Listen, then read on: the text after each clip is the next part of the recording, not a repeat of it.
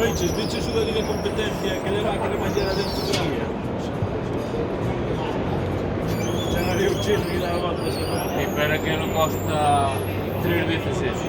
Ainda custa pagar isso, custa de dinheiro.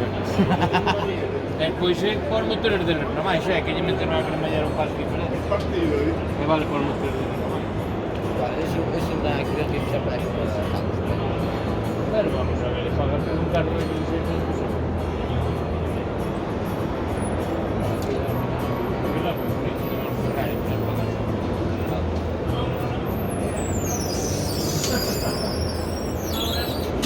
Facciamo sempre la mia barriera.